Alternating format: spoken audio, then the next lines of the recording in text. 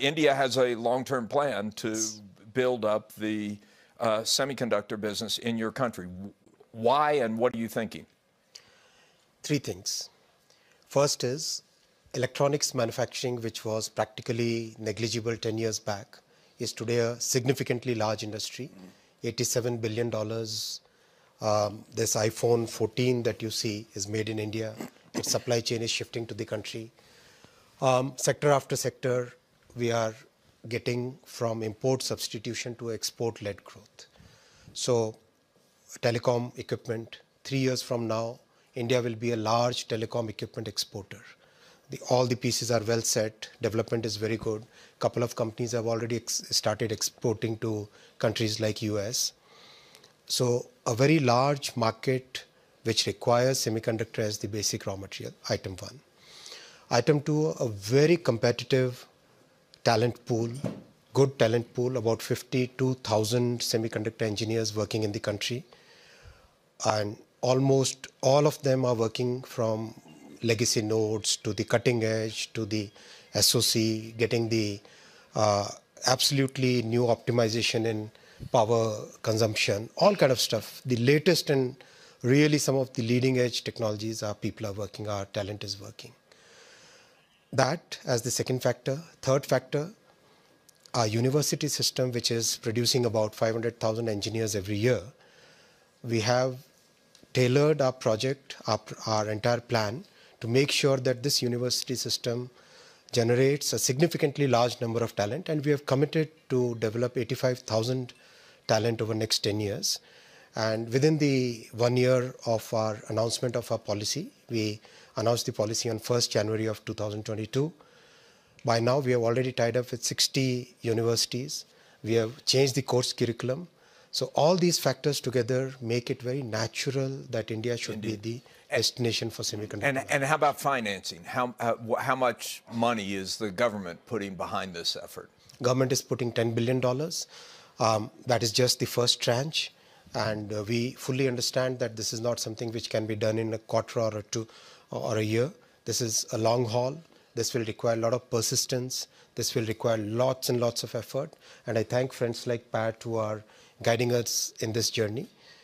And we have listened to the industry. When we announced the scheme on 1st Jan 2022, Pat and many others gave us the inputs that the demand for higher nodes, which go into electric vehicles in Volvo, in the train sets, in practically all the telecom equipment, in power electronics, all those sectors require nodes which are higher nodes. So we changed our policy in October, opened it up further. So very flexible. No one has said, no one in the Indian government has said, hey, wait a minute, why are we investing these billions of dollars in the middle of a glut? As Pat very clearly said, this kind of ups and downs have been seen in this industry for quite some time. As Volvo, 4,000 semiconductors in a truck, in an EV. In a train set, that number is close to 12,000.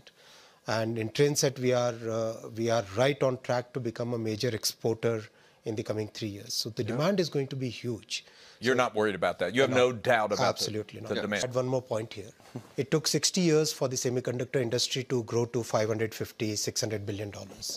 It's going to be $1 trillion in next 6 years. So that's the kind of growth which is happening in this industry. It's going to double in 6 years. Yeah. By the end of 2030, 1 trillion we cross is the expectation of most analysts at this point. So there's enough for everybody. Are you confident? Well, Netherlands is small. Well, we do need a lot of chips. So another piece would be green manufacturing. Semiconductor manufacturing will also be affected by the green discourse we have everywhere.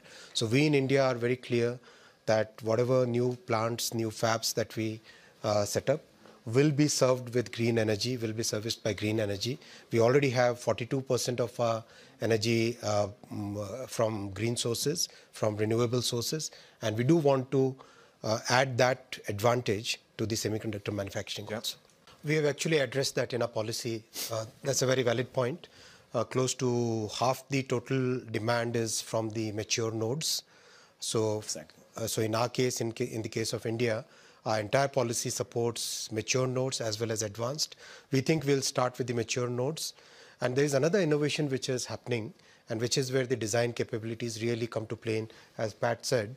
For example, in a car, if there are like 200 chips going in, wouldn't it be more economical to design a system which has probably 3 or 4 chips, which is able to make sure that the glass goes up and down on time, make sure that the speed governor is properly in place. So that kind of innovation is also going to come, Pat, if you would like to add on. Fully agree.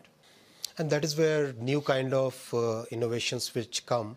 For example, I wouldn't be surprised if in 3 years from now, we see a car operating system, automobile operating system, which basically makes sure that all the chips manufactured by different people for different functions, they are basically able to speak to each other in a very seamless way. So those kind of innovations are also part of the semiconductor. We're doing that. Ashwini. I think trusted long-term partnerships would be a very important factor in success going forward. In terms of supply chain resilience, in terms of innovations in products that we bring in terms of what do you do when things go wrong in some part of the world, can you really rely? So in those things, in all those matters, trusted long-term agreements would be very, very critical. I think collaboration is the theme of this year's Davos. You got it right this time.